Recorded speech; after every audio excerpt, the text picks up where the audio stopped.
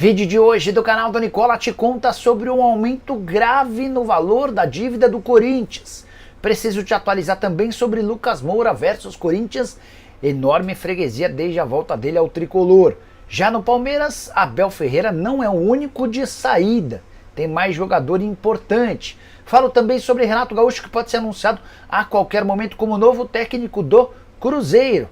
Neymar é aguardado na quarta-feira em Santos para assinar contrato com o Peixe. Já Danilo anunciou sua rescisão de contrato com a Juventus, a assinatura dessa rescisão, e já está a caminho do Rio de Janeiro para virar reforço do Flamengo. Para completar, Soteldo mais perto do Galo, as últimas do mercado, bastidores, finanças e muito mais. Fala aí pessoal, sou Jorge Nicola, bem-vindos a mais um vídeo do canal, sempre bom ter vocês por aqui, sem perder tempo, só pedir para deixar like, se inscrever no canal e ativar as notificações. Bora começar o vídeo com aquele tradicional giro de notícias. A primeira informação sobre as doações para o financiamento do estádio do Corinthians. Primeiro mês de doações com 33 milhões e 800 mil reais arrecadados. Já no segundo mês, apenas 2 milhões de reais. Organizadores da campanha da vaquinha virtual extremamente preocupados que o Corinthians não baterá os 700 milhões sonhados. Isso já era óbvio há bastante tempo. A grande questão é como fazer para pelo menos bater 100 milhões de reais. Eu já não tenho essa expectativa. Quero contar também que a Record liderou a audiência em São Paulo com a transmissão de São Paulo 3, Corinthians 1. Média de 14,9 pontos de audiência para a emissora paulista contra 14,3 pontos da Globo e 6,3 pontos do SBT, números em São Paulo. Já Anderson Talisca é outro brasileiro a trocar a Arábia Saudita.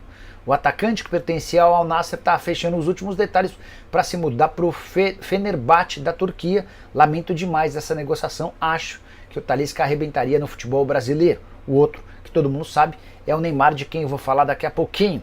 Já Everaldo sinalizou ao Vitória que não tem interesse em trocar de clube em Salvador. Jogador do Bahia, 33 anos de idade, havia sido alvo de uma oferta de 6 milhões de reais, mas ele preferiu continuar no tricolor. Até por isso o Vitória avançou na contratação de Carlinhos. Atacante que pertence ao Flamengo, ele vai por empréstimo até o fim da temporada com uma opção de compra de 4 milhões e meio de reais.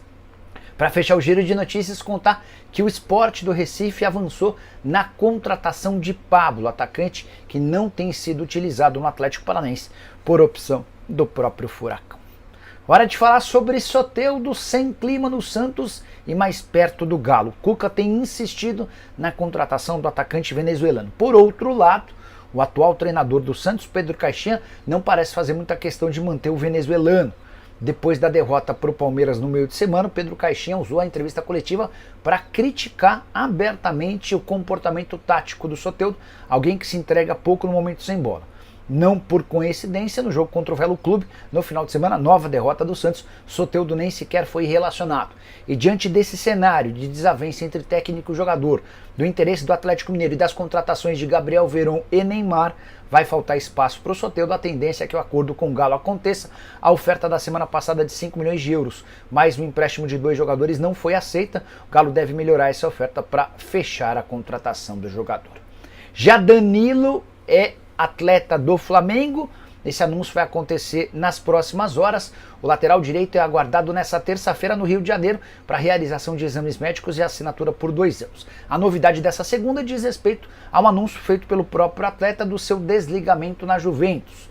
Danilo postou um vídeo em que ele fala longamente sobre os 5 anos e meio à frente da Juventus, que se tornou um torcedor, que aprendeu demais com o clube, que essa paixão ele passa de pai para filho, enfim, enormes e bonitas palavras de alguém que foi extremamente importante como atleta da Juve e que chega ao Flamengo para ser zagueiro.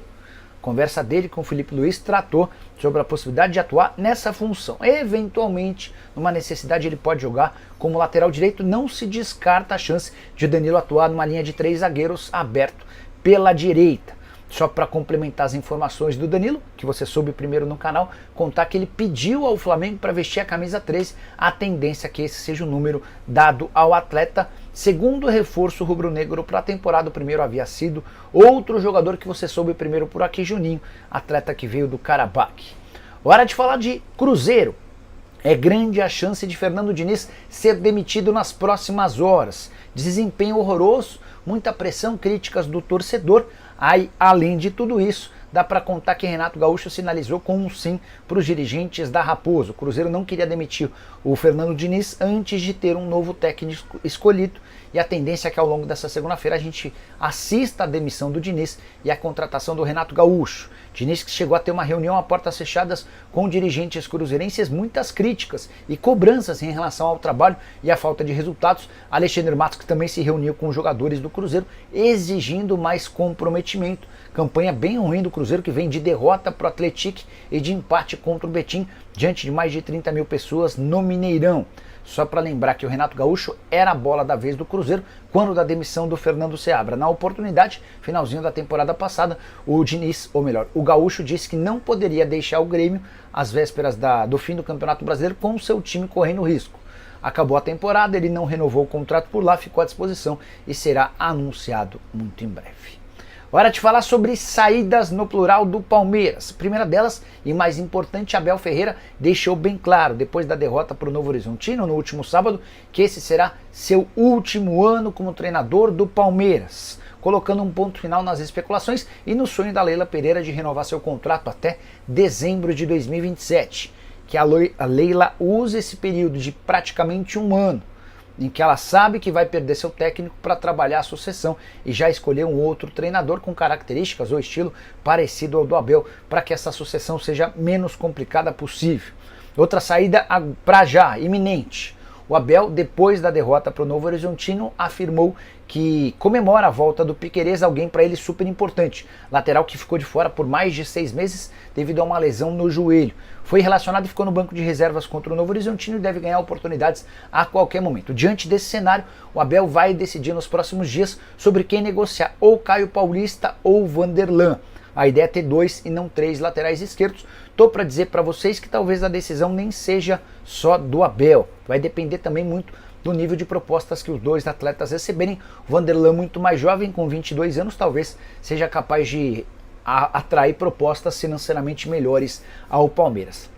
Só para lembrar que nessa temporada o Verdão utilizou o Vanderlan em 2 partidas como titular e o Caio Paulista em outras 2. Com o Vanderlan, 2 vitórias nos clássicos contra Santos e Portuguesa, com o Caio Paulista 1 empate e 1 derrota.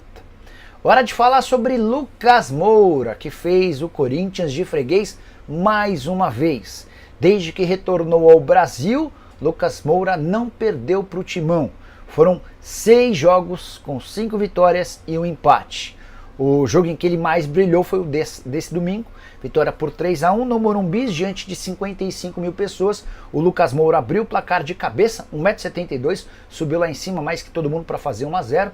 O São Paulo faz o 2-0 com um gol do Oscar, leva o 2-1 e na sequência, ainda que o Corinthians pudesse esboçar uma reação, Lucas tabelou com o Caleri, infiltrou na área, passou por 4 adversários e marcou um golaço para segurar a vitória por 3-1 com 2 gols dele. Desde que retornou, além dessas 5 vitórias e 1 empate, o Lucas Moura marcou 5 gols em clássicos contra o Corinthians dos 14 que o tricolor fez. Esse resultado coloca o São Paulo com 7 pontos no Campeonato Paulista, por ter um jogo a menos do que os demais contra a Inter de Limeira. Se houver vitória nesse jogo, o São Paulo, na teoria, assume a liderança geral do Campeonato Paulista.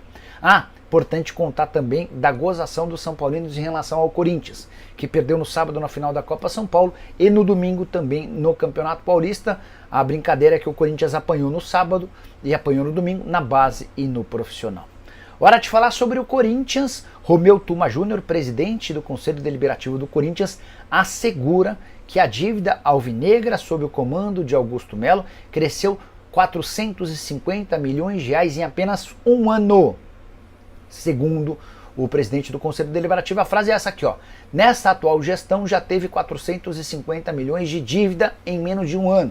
Alguém precisa dar um freio nisso aí, fecha aspas, talvez por conta desse número assustador, assombroso, que o Augusto Melo decidiu não mais contratar atletas nesse ano. O Corinthians, depois de investir pesado em 2024, não tem contratações para 2025. Segundo o Romeu Tuma, a dívida atual do Corinthians gira na casa dos 2,5 bilhões de reais, de longe a maior dívida do futebol brasileiro. O Augusto Melo, depois da derrota para o São Paulo no Morumbi, falou pouco sobre o jogo, preferiu abordar temas ligados à política e também a Romeu Thuma Júnior, a quem acusa de tentativa de golpe, abre aspas, para o presidente. Eles querem dar um golpe para colocar o candidato deles na minha cadeira. Até o final da semana vocês vão saber quem é. E eu não boto minha mão no fogo por ninguém. Quem colocou esses caras, os vice-presidentes, fui eu. E eles estão traindo a minha confiança e tudo que eu fiz por eles. Se tivesse algo de errado, eu seria o primeiro a entregar o cargo. O Augusto ainda completou: essa semana serão divulgadas muitas coisas. Vocês vão ver. Vocês ficarão assustados com o que o Thuma falou e vem falando. O tom dele é de menosprezar todo mundo. A gente é ralé ali, porque eles nunca ganharam nada e eles são maioria. Aí ele completa: vê o ano passado dele e desses caras, vê o passado dele e desses caras. Não aguentamos mais isso, está todo mundo pedindo para ele sair do conselho. Ele contaminou os processos e advogou em causa própria, criou tumulto. Como um cara desse pode presidir um conselho como o do Corinthians, mas temos conselheiros responsáveis, fecha aspas. Ainda não há uma data para votação do impeachment do presidente Augusto Melo. Qualquer novidade, conto para vocês. Combinado? Bora fechar o vídeo para falar sobre a volta de Neymar ao Santos, novidades importantes no fim de semana. Santos e Al Hilal avançaram na rescisão do contrato, faltam questões burocráticas para a assinatura do fim de um vínculo que garantiria um caminhão de dinheiro ao Neymar, vai garantir um caminhãozinho. É que o Neymar vai levar uma grana para a rescisão do contrato, mas menos do que os 384 milhões de reais a que ele teria direito até junho. Com isso, o Neymar é aguardado até quarta-feira na Vila Belmiro para realização dos exames médicos e assinatura do contrato até a metade da temporada. A expectativa no Santos é de que o Neymar esteja à disposição para a estreia em 5 de fevereiro, jogo contra o Botafogo de Ribeirão Preto no Campeonato Paulista, à pressa dos dois lados, do Santos para colocar o craque para jogar e do Neymar para provar ao mundo que ele ainda tem condição de atuar em alto nível. Mas Nicola, por que um contrato tão curto? Obviamente que o Neymar não vai citar isso, mas ele quer jogar muita bola no Santos, provar que pode voltar a atuar em alto nível para estar à disposição de um grande clube no futebol europeu. O sonho da vida do Neymar é voltar ao Barcelona. Para isso ele precisa jogar muita bola nesses próximos meses. De qualquer forma, o Santos já se beneficia com o retorno do atleta, ainda que por um período curto. A Umbro, fornecedora de material esportivo, já foi avisada para confeccionar mais camisas, porque imagina-se um boom de vendas nos próximos dias. Os patrocinadores do Santos também foram chamados e terão a obrigação de aumentar os valores se quiserem continuar no uniforme do Peixe. Enquanto isso, dirigentes santistas estimam que terão muito mais facilidade em trazer jogadores a partir da presença do craque. Agora é aguardar as cenas dos últimos capítulos da rescisão na Arábia Saudita para seu anúncio triunfal pelo Peixe. Você acha que o Santos muda de patamar? Para mim, muito. O Santos passa a ser, inclusive, favorito ao título do Campeonato Paulista com a presença, na minha opinião, do melhor jogador brasileiro em atividade há bastante tempo. Curtiu o vídeo? Não esquece de deixar like, de se inscrever no canal. Nos encontramos. Seja bem-vindo ao nosso canal de notícias do Botafogo. Sempre um prazer ter você por aqui. Não se esqueça de se inscrever, ativar as notificações e acompanhar tudo sobre o nosso glorioso. O assunto de hoje promete mexer com as emoções dos torcedores, desmanche, mercado de transferências e a busca por um técnico. Vamos aos detalhes. O início de 2025, que deveria ser a continuação de um sonho após um 2024 histórico, tem deixado o torcedor do Botafogo inquieto. O mercado não para, e dois dos principais nomes da temporada passada estão prestes a sair, Igor Jesus e Cuiabano. A proposta pelo lateral esquerdo cuiabano veio diretamente da Turquia, com o Fenerbahçe disposto a desembolsar 6 milhões de euros fixos, além de 2 milhões em bônus. Um valor interessante, mas ainda abaixo das expectativas do clube e do staff do jogador, que sonhavam com uma oferta na casa dos 12 milhões. Enquanto isso, o atacante Igor Jesus também tem sido alvo de cobiça, com clubes como Galatasaray e Fulham monitorando a situação. Seria esse o início de um desmanche que preocupa tanto a torcida? O clube já deixou claro que só negociará os atletas se houver substitutos à altura. Mas isso traz outra questão: onde estão esses reforços? Até agora, os nomes ventilados não empolgam. A pressão aumenta, e General Severiano vive dias intensos nos bastidores. Para você, torcedor, vender Cuiabano e Igor Jesus seria um erro ou um passo necessário para equilibrar as contas e planejar o futuro? E se o mercado de jogadores preocupa, a busca por um técnico tem sido ainda mais frustrante. Tata Martino, Rafa Benítez, Vasco Matos. Nomes e mais nomes circulam, mas nada é oficial. Desde a saída de Bruno Lage, o Botafogo parece perdido, sem um norte claro. A temporada já começou, e a falta de comando técnico pode comprometer o planejamento e a competitividade do time. Será que o clube está apostando em escolhas certeiras ou simplesmente tentando apagar incêndios? Qual técnico você gostaria de ver à frente do Glorioso? Enquanto isso, a torcida não esquece o brilho de 2024, uma temporada que ficará marcada para sempre na memória dos botafoguenses. A conquista da Libertadores foi o auge de um time que parecia imbatível, repleto de talento, garra e união. A campanha, recheada de atuações memoráveis e vitórias épicas, colocou o Botafogo no topo da América do Sul, fazendo com que o clube resgatasse de vez sua identidade como um dos gigantes do futebol brasileiro.